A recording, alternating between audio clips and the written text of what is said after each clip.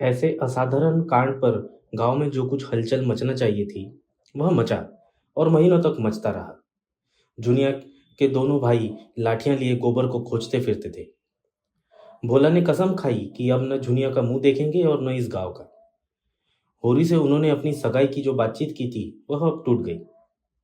अब वह अपनी गाय के दाम लेंगे और नगद। और इसमें विलंब हुआ तो होरी पर दावा करके उसका घर द्वार नीलाम करा लेंगे। गांव वालों ने होरी को जाति बाहर कर दिया। कोई उसका हुक्का नहीं पीता, न उसके घर का पानी पीता है। पानी बंद कर देने की कुछ बातचीत थी, लेकिन धनिया का चंडी रूप देख सब चुके थे। इसीलिए किसी के आगे आने की हिम्मत नहीं हुई। धनिया ने सबको सुना सुना कर कह दिया, किसी ने उसे पानी भरने से रोका तो उसका और अपना खून एक कर देगी। इस ललकार ने सभी के पित्ते पानी कर दिए। सबसे दुखी है जुनिया, जिसके कारण यह सब उपद्रव हो रहा है। और गोबर की कोई खोज खबर न मिलना इस दुख को और भी दारुण बना देता है। सारे दिन मुंह छिपाए घर में पड़ी रहती है। बाहर निकले तो चारों ओर से बागबानों की ऐसी वर्षा कि जान बचाना मुश्किल हो जाए। दिन भर घर के धंधे करती रहती है और जब अवसर पाती है रो लेती है। हरदम थर थर कांपती रहती है कि कहीं धनिया कुछ कह न बैठे। अकेला भोजन तो नहीं पका सकती, क्योंकि कोई उसके हाथ का खाएगा नहीं। बाकी सारा काम उसने अपने ऊपर ले लिया। गांव में जहां चार स्त्री पुरुष जमा हो जाते, यही कुत्सा होने लगती है। एक दिन धनिया हाट से चली आ रही थी कि रास्ते में पंडित दातादीन मिल गए। धनिया ने सिर नीचा कर लिया और चाहती थी कि कतरा कर निकल जाए, पर पंडित जी छेड़ने का अवसर पाकर खूब चूकने वाले थे। छेड़ तो दिया ही। गोबर का कुछ सर संदेश मिला कि नहीं धनिया? ऐसा कपूत निकला कि घर की सारी मर्जाद बिगाड़ दी। धनिया के मन में स्वयं ही यह भाव आते रहते थे। उदास मन से बोली, बुरे दिन आते हैं बाबा तो आदमी की मति फिर जाती है, और क्या कहूं। दातादीन बोली, तुम्हें इस दुष्टा को घर में न रहना चाहिए था। दूध में मक्खी पड़ जाती है तो आदमी उसे निकालकर फेंक देता है और दूध पी जाता है। सोचो कितनी बदनामी और जंग हंसाई हो रही है। वह कुल्टा घर में न रहती तो कुछ न होता। लड़कों से इस तरह की भूल चूक होती रहती है। जब तक बिरादरी को भात न दोगे, ब्राह्मणों को भोज न दोगे, कैसे उद्धार होगा। उसे घर में न रखते तो कुछ न होता। होरी तो पागल है ही, तू कैसे धोखा खा गई। दातादीन का लड़का मातादीन एक चमारी से फंसा हुआ था। इसे सारा गांव जानता था, पर वह तिलक लगाता था, पोथी पत्रे बाँचता था, कथा भागवत कहता था, धर्म संस्कार कराता था। उसकी प्रतिष्ठा में जरा भी कमी न थी। वह नित्य स्नान पूजा करके अपने पापों का प्रायश्चित कर लेता था। धनिया जानती थी जुनिया को आश्रय देने से ही यह सारी विपत्ति आई है। उसे न जाने कैसे दया आ गई। नहीं, उसी रात को जुनिया को निकाल देती तो क्यों इतना उपवास होता। लेकिन यह भय भी होता था कि तब उसके लिए नदी या कुआं के सिवाय और कोई ठिकाना न था। एक प्राण का मूल्य देकर एक नहीं दो प्राणों का वह अपने मर्जाद की रक्षा कैसे करती। फिर जुनिया के गर्भ में जो बालक है वह धनिया ही के हृदय का टुकड़ा तो है। हंसी के डर से उसके प्राण कैसे ले लेती। और फिर जुनिया की नम्रता और दीनता भी उसे निरस्त्र करती रहती थी। वह झली बोनी बाहर से आती, पर जो ही जुनिया पानी का लोटा लाकर रख देती और उसके पाँव दबाने लगती, उसका क्रोध अपने आप ठंडा हो जाता। बेचारी अपनी लज्जा और दुख से आप दबी हुई है, उसे और क्या दबाए, मरे को क्या मारे। उसने तीव्र स्वर में कहा, हमको कुल प्रतिष्ठा इतनी प्यारी नहीं है महाराज कि उसके पीछे एक जीव की हत्या कर डालते। ब्याता न सही, पर उसकी बाह तो पकड़ी है मेरे बेटे ने। किस मुंह से निकाल देती।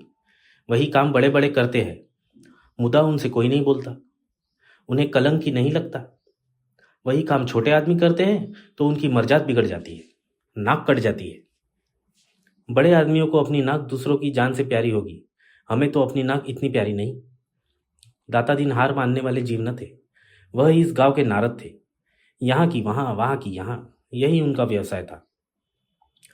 वह चोरी तो न करते थे, उसमें जान जोखिम था, पर चोरी के माल में हिस्सा बटाने के समय अवश्य पहुंच जाते थे। कहीं पीठ में धूल न लगने देते थे। जमींदार को आज तक लगान की एक पाई न दी थी। कुर्की आती तो कुएं में गिरने चलते। नोखेराम के किए कुछ न बनता, मगर असामियों को सूद पर रुपए उधार देते थे। किसी स्त्री को कोई आभूषण बनवाना है, दातादीन उसकी सेवा के लिए हाजिर है। शादी ब्याह तय करना है, उन्हें बड़ा आनंद आता था। यश भी मिलता है, दक्षिणा भी मिलती है, बीमारी में दवा दारू भी करते हैं, झाड़ फूक भी, जैसे मरीज की इच्छा हो। बालकों में बालक और बूढ़ों में बूढ़े, चोर के भी मित्र है और साह के भी। गांव में किसी को उन पर विश्वास नहीं है, पर उनकी वाणी में कुछ ऐसा आकर्षण है कि लोग बार बार धोखा खाकर भी उन्हीं के शरण जाते हैं। सिर और दाढ़ी हिलाकर बोले, यह तो ठीक कहती है धनिया, धर्मात्मा लोगों का यही धर्म है, लेकिन लोक रीति का निभा तो करना ही पड़ता है। इसी तरह एक दिन लाला पटेश्वरी ने होरी को छेड़ा। वह गांव में पुण्यात्मा मशहूर थे। पूर्णमासी को नित्य सत्यनारायण की कथा सुनते, पर पटवारी होने के नाते खेत बगैर में जुतवाते थे, सिंचाई बेगार में करवाते थे और असामियों को एक दूसरे से लड़ाकर रकम मारते थे। सारा गांव उनसे कांपता था।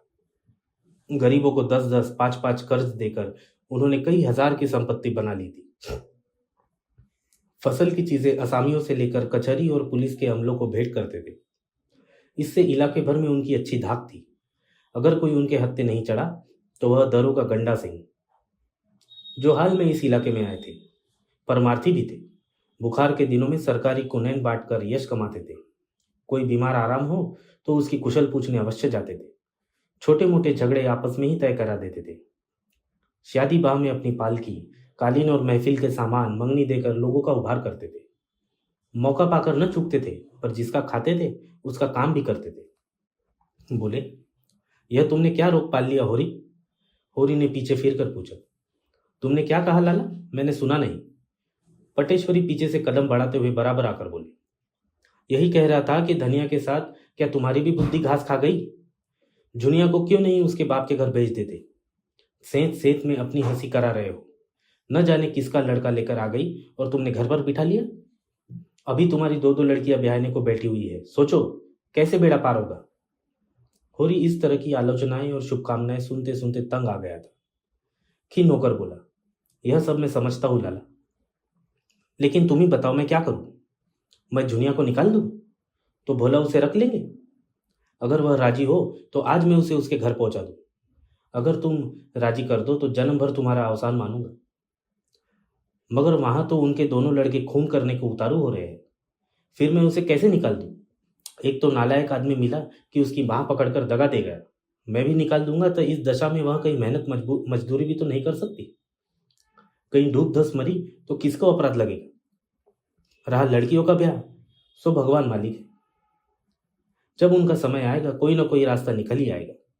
लड़की तो हमारी बिरादरी में आज तक कभी कुंवारी नहीं रही। बिरादरी के डर से हत्यारों का काम नहीं कर सकता। होरी नम्र स्वभाव का आदमी था, सदा सिर झुकाकर चलता था और 4 बातें गम खा लेता था। हीरा को छोड़कर गांव में उसका कोई अहित न चाहता था, पर समाज इतना बड़ा अनर्थ कैसे सह ले? और उसकी मोटर मर्दी तो देखो कि समझाने पर भी नहीं समझता। स्त्री पुरुष दोनों जैसे समाज को चुनौती दे रहे हैं कि देखे कोई उनका क्या कर लेता है, तो समाज भी दिखा देगा कि उनकी मर्यादा तोड़ने वाले सुख की नींद नहीं सो सकते। उसी रात को इस समस्या पर विचार करने के लिए गांव के विधाताओं की बैठक हुई। दाता दीन बोले, मेरी आदत किसी की निंदा करने की नहीं है। संसार में क्या क्या कुकर्म नहीं होता, अपने से क्या मतलब। मगर वह राण धनिया तो मुझसे लड़ने पर उतारू हो गई। भाइयों का हिस्सा दबाकर हाथ में 4 पैसे हो गए तो अब कुनपन के सिवा और क्या सोचेगी? नीच जात, जहां पेट भर रोटी खाई और टेढ़े चले। इसी से तो शास्त्रों में कहा है, नीच जात लतियाए अच्छा। पटेश्वरी ने नारियल का कश लगाते हुए कहा, यही तो इनमें बुराई है कि 4 पैसे देखे और आंखें बदली। आज होरी ने ऐसे हेकड़ी जताई कि मैं अपना सा मुंह लेकर रह गया। न जाने अपने को क्या समझता है। अब सोचो इस अनीति का गांव में क्या फल होगा? जुनिया को देखकर दूसरी विधवाओं का मन बढ़ेगा कि नहीं? आज भोला के घर में यह बात हुई है, कल हमारे तुम्हारे घर में भी यही होगा। समाज तो भय के बल पर चलता है। आज समाज का अंकुश जाता रहे, फिर देखो संसार में क्या क्या अनर्थ होने लगते हैं। झिंगुरी सिंह 2 स्त्रियों के पति थे। पहली पत्नी 5 लड़के लड़कियां छोड़कर मरी थी। उस समय इनकी अवस्था 45 के लगभग थी, पर आपने दूसरा ब्याह किया और जब उससे कोई संतान न हुई तो तीसरा ब्याह कर डाला। अब इनकी 50 की अवस्था थी और 2 जवान पत्नियां घर में बैठी थी। उन दोनों ही के विषय में तरह तरह की बातें फैली रही थी, पर ठाकुर साहब के डर से कोई कुछ न कह सकता था, और कहने का अवसर भी होता तो पति की आड़ में सब कुछ जायज़ है, मुसीबत तो उसको है जिसकी कोई आड़ नहीं। ठाकुर साहब स्त्रियों पर बड़ा कठोर शासन रखते थे और उन्हें घमंड था कि उनकी पत्नियों का घूंघट तक किसी ने नहीं देखा होगा। मगर घूंघट की आड़ में क्या होता है उन्हें क्या खबर। बोले, ऐसी औरत का तो सिर काट ले। होरी ने इस उल्टा को घर में रखकर समाज में विष बोया है। ऐसे आदमियों को गांव में रहने देना सारे गांव को भ्रष्ट करना है। राय साहब को इसकी सूचना देनी चाहिए, साफ साफ कह देना चाहिए। अगर गांव में यह अनीति चली तो किसी को आबरू सलामत नहीं रहेगी। पंडित नौखेराम कारकुन बड़े कुलीन ब्राह्मण थे। इनके दादा किसी राजा के दीवान थे, पर अपना सब कुछ भगवान के चरणों में भेंट करके साधु हो गए थे। इनके बाप ने भी राम नाम की खेती में उम्र काट दी। नौखेराम ने भी वही भक्ति करने में पाई थी। प्रातःकाल पूजा कर बैठ जाते थे और 10 बजे तक बैठे राम नाम लिया करते थे। मगर भगवान के सामने उठते ही उनकी मानवता का इस अवरोध में विकृत होकर उनके मन, वचन और कर्म सभी को विस्ताक कर देते थे। इस प्रस्ताव में उनके अधिकार का अपमान होता था। फूले हुए गालों में धसी हुई आंखें निकाल कर बोले, इसमें राय साहब से क्या पूछना है? मैं जो चाहूं कर सकता हूं। लगा दो 100 रुपये डांड। आप गांव छोड़कर भागेगा। इधर बेदखली भी दायर किए देता हूं। पटेश्वरी ने कहा, मगर लगान तो बेबाक कर चुका है। झिंगुर सिंह ने समर्थन दिया, हाँ, लगान के लिए ही तो हमसे 30 रुपये लिए हैं। नौखेराम ने घमंड के साथ कहा, लेकिन अभी रसीद तो नहीं दी। सबूत क्या है कि लगान बेबाक कर दिया? सर्वसम्मति से यही तय हुआ कि होरी पर 100 रुपये तावान लगा दिया जाए। केवल एक दिन गांव के आदमियों को बटोरकर उनकी मंजूरी लेने का अभिनय आवश्यक था। संभव था इसमें 10-5 दिन की देर हो जाती, पर आज ही रात को जुनिया के लड़का पैदा हो गया और दूसरे ही दिन गांव वालों में पंचायत बैठ गई।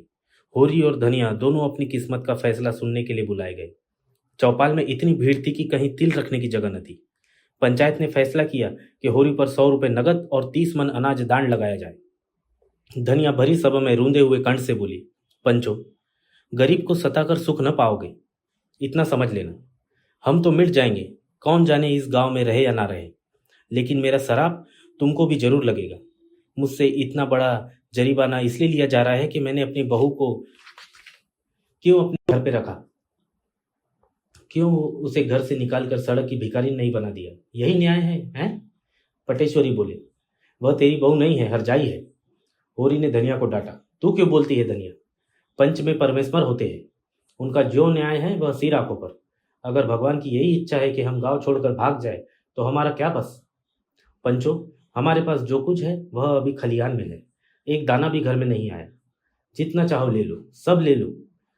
हमारा भगवान मालिक, जितनी कमी पड़ी उसमें हम दोनों बैल ले लेना।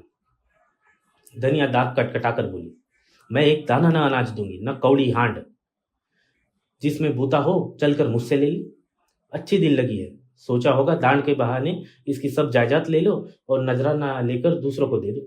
बाग बगीचा बेचकर मजे में तर माल उड़ाओ। धनिया के जीते जी नहीं होने दूंगी और तुम्हारा लालसा तुम्हारे मन में ही रहेगी। हमें नहीं रहना है बिरादरी में। बिरादरी में रहकर हमारी मुकत न हो जाएगी। अब भी अपने पसीने की कमाई खाते हैं, तब भी पसीने की कमाई खाएंगे।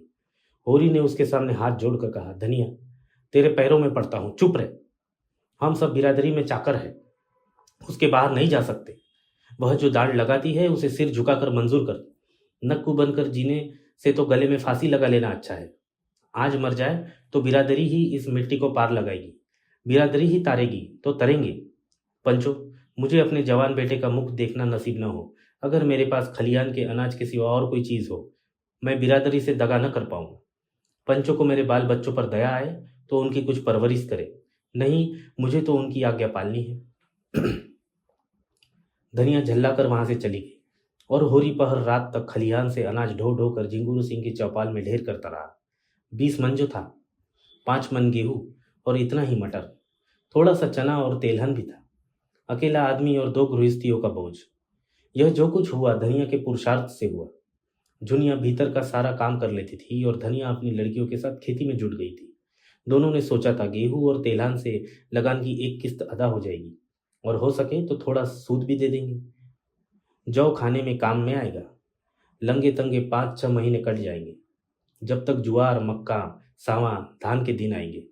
वह सारी आशा मिट्टी में मिल गई। अनाज तो हाथ से गए ही, 100 रुपये की गठरी और सिर पर लद गई। अब भोजन का कहीं ठिकाना नहीं, और गोबर का क्या हाल भगवान जाने। न हाल न हवाल। अगर दिल इतना कच्चा था तो ऐसा काम ही क्यों किया। मगर होनहार तो कौन टाल सकता है। बिरादरी का वह आतंक था कि अपने सिर पर लाद कर अनाज ढो रहा था, मानो अपने हाथों अपनी कब्र खोद रहा है। जमींदार, साहूकार, सरकार, किसका इतना रौब था। कल बाल बच्चे क्या खाएंगे, इसकी चिंता प्राणों में सोखे लेती थी। पर बिरादरी का भय पिशाच की भांति सिर पर सवार अंकुश दिए जा रहा था। बिरादरी से पृथक जीवन की वह कोई कल्पना ही न कर सकता था। शादी ब्याह, मुंडन छेदन, जन्म मरण सब कुछ बिरादरी के हाथ में है। बिरादरी उसके जीवन में वृक्ष की भांति जड़ जमाए हुई थी और उसकी नसें रोम रोम में बंधी हुई थी। बिरादरी से निकलकर उसका जीवन वृषंकल हो जाएगा, तार तार हो जाएगा। जब खलिहान में केवल 150 मन रह गया तो धने ने दौड़कर उसका हाथ पकड़ लिया और बोली, अच्छा अब रहने दो। ढो तो चुके हो बिरादरी की लाज। बच्चों के लिए भी कुछ छोड़ोगे या सब बिरादरी की भाड़ में झोंक दोगे। मैं तुमसे हार जाती हूँ। मेरे भाग्य में तुम्ही जैसे बुद्धू का संग लिखा था। होरी ने अपना हाथ छुड़ाकर टोकरी में अनाज भरते हुए कहा, यह न होगा धनिया। पंचों की आंख बचाकर एक दाना भी रख लेना मेरे लिए हराम है। मैं ले जाकर सब का सब वहां ढेर कर दूंगा। फिर पंचों के मन में दया आएगी तो कुछ मेरे बाल बच्चों के लिए देंगे। नहीं, भगवान मालिक है। धनिया तिलमिला कर बोली, यह पंच नहीं है, राक्षस है, पक्के राक्षस। यह सब हमारी जमीन छीन कर मालामाल होना चाहते हैं। दांड तो बहाना है, समझाती जाती हूं, पर तुम्हारी आंखें नहीं खुलती। तुम इन पिशाचों की दया की आशा रखते हो। सोचते हो 10-5 मन निकाल कर तुम्हें दे देंगे। मुंह धो रखो। जब होरी ने न माना और टोकरी सिर पर रखने लगी तो धनिया ने दोनों हाथों से पूरी शक्ति के साथ टोकरी पकड़ ली और बोली, इसे तो मैं न ले जाने दूंगी, चाहे तुम मेरी जान ही ले लो।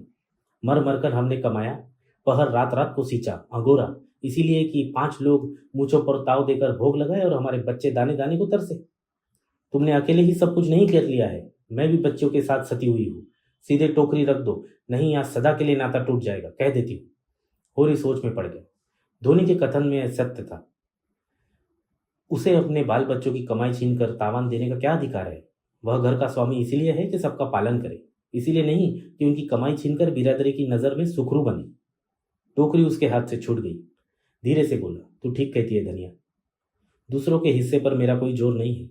जो कुछ बचा है वह ले जा, मैं पंचों से कह देता हूँ। धनिया अनाज की टोकरी घर में रखकर अपनी दोनों लड़कियों के साथ पोते के जन्मोत्सव में गला फाड़ फाड़ कर सोगार गा रही थी, जिससे सारा गांव सुन ले। आज वह यह पहला मौका था जिसे शुभ शुभ अवसर पर बिरादरी की कोई औरत न थी। सौर से जुनिया ने कहला भेजा था, सोहर गाने का काम नहीं है, लेकिन धनिया कब मानने लगी। अगर बिरादरी को उसकी परवाह नहीं है तो वह भी बिरादरी की परवाह नहीं करती। उसी वक्त होरी अपने घर को 80 रुपए में झिंगुरी सिंह के हाथों गिरो रख कर रहा था। दान के रुपए का इसके सिवा और कोई प्रबंध न कर सकता था। 20 रुपए तो तेलहन, गेहूं और मटर से मिल गए। शेष के लिए घर लिखना पड़ गया। नोखेराम तो चाहते थे कि बैल बिकवा लिए जाए, लेकिन पटेश्वरी और दातादीन ने इसका विरोध किया। बैल बिक गए तो होरी खेती कैसे करेगा। बिरादरी उसकी जायदाद के रुपए वसूल करे, पर ऐसा तो न करे कि वह गांव छोड़कर भाग जाए। इस तरह बैल बच गए। होरी शहरनामा लिखकर कोई 11 बजे रात घर आया तो धनिया ने पूछा, इतनी रात तक क्या कर रहे थे। होरी ने झुलासे का गुस्सा दाढ़ी पर उतारते हुए कहा, करता क्या रहा, इस लौंडे की करनी भरता रहा। अभागा, आप तो चिंगारी छोड़कर भागा, आग मुझे बुझानी पड़ रही है। 80 रुपए में घर लिखना पड़ गया, करता क्या, अब हुक्का खुल गया। बिरादरी ने अपराध क्षमा कर दिया। धनिया ने ओठ दबाकर कहा, न हुक्का खुलता तो हमारा क्या बिगड़ जाता था। 4-5 महीने नहीं किसी का हुक्का पिया तो क्या छोटे हो गए। मैं कहती हूँ, तुम इतने भोंदू क्यों हो। मेरे सामने तो बड़े बुद्धिमान बनते हो, बाहर तुम्हारा मुंह क्यों बंद हो जाता है। ले देके बाप दादाओं की निशानी एक घर बचा था, आज तुमने उसे भी वारा न्यारा कर दिया। इस तरह कल 3-4 बीघे जमीन है, इसे भी लिख दो न, और गली गली भीख मांगना। मैं पूछती हूँ, तुम्हारे मुंह में जीभ न थी कि उन पंचों से पूछते, तुम कहाँ के बड़े धर्मात्मा हो जो दूसरे पर डांड लगाते फिरते हो। तुम्हारा तो मुंह देखना भी पाप है। होरी ने डांटा, चुप रहे, बहुत चढ़ चढ़ ना बोल। बिरादरी के चक्कर में अभी पड़ी नहीं है, नहीं मुंह से बात न निकलती। धनिया उत्तेजित हो गई। कौन सा पाप किया है जिसके लिए बिरादरी से डरे। किसी की चोरी की है, किसी का माल काटा है। महरिया रख लेना पाप नहीं है, हाँ रख के छोड़ देना पाप है। आदमी का बहुत सीधा होना भी बुरा है। उसके सीधेपन का फल यही होता है कि कुत्ते भी मुंह चाटने लगते हैं। आज उधर तुम्हारी वाह वाह हो रही होगी कि बिरादरी की कैसी मर्जाद रख ली। मेरे भाग फूट गए थे कि तुम जैसे मर्द से पाला पड़ा। कभी सूख की रोटी न मिली। मैं तेरे बाप के पांव पड़ने गया था, वही तुझे मेरे गले बांध गया। पत्थर पड़ गया था उनकी अक्ल पर, और उन्हें क्या कहूं, न जाने क्या देखकर लट्टू हो गए। ऐसे कोई बड़ा सुंदर भी तो न थे तुम। विवाद विनोद के क्षेत्र में आ गया। 80 रुपए गए, लाख रुपयों का बालक तो मिल गया, उसे तो कोई न छीन लेगा। गोबर घर लौटे आए। धनिया अलग झोपड़ी में भी सुखी रहेगी। होरी ने पूछा, बच्चा किसको पड़ा है? धनिया ने प्रसन्न मुख से होकर कहा, बिल्कुल गोबर पर पड़ा है, सच। रिष्ट पुष्ट तो है? हाँ, अच्छा है।